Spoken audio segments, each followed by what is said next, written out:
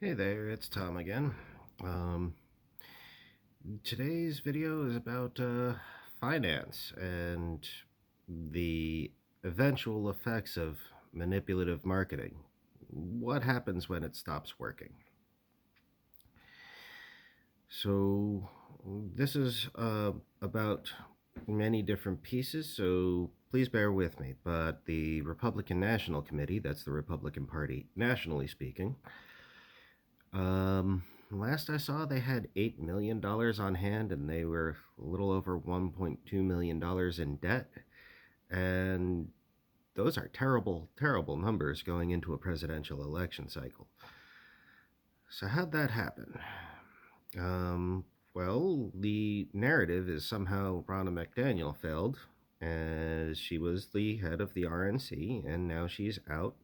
Trump said she'll have to go. There'll have to be a change, and like a good lackey, she said, "Yep." But where's all the money that the RNC has coming from? Where's the money they're not getting going to now? Well, simply put, Trump happened. All the small dollar donations, the $5, $10, $15 donations, sometimes the small monthly recurring donations, they're all going to Trump's private or super PACs specifically geared for Trump. Despite having been an incumbent, having been the president, he broke with tradition. He created his own fundraising machine separate from the RNC. So the money goes directly to him.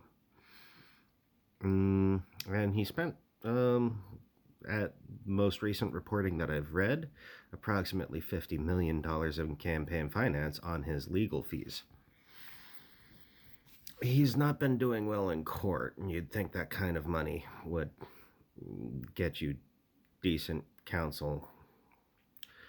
Okay, so what about the big dollar donors, the Koch brothers, the business entities, you know, the true free market capitalists? They recognized, well, the economic climate for what it is, not based on the narrative entertainment media provides, and that includes 24-hour news networks. Um, they were warning about recession in 2018. They saw the system start to collapse then, not during COVID. Um, so back then, we had 8 in 10 Americans living paycheck to paycheck, and people are complaining that 6 in 10 Americans are living paycheck to paycheck now. Last I checked, that's an improvement. But basically, they recognized that the Trump administration was bad for their business, so they don't want it. They're going to put their money behind something they do want.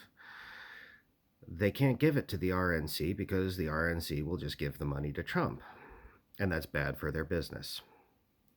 So if they're going to donate at all, they're donating to Nikki Haley. Now, Nikki Haley currently has no chance of winning. Uh, let's see. Donald Trump goes to jail. Oh, it's part of a conspiracy, and the Trump loyalists will not vote for Nikki Haley.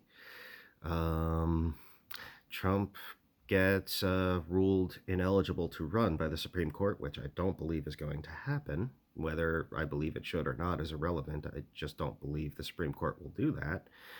Um, they're going to say, oh, it's part of a conspiracy, and they will never vote for Nikki Haley.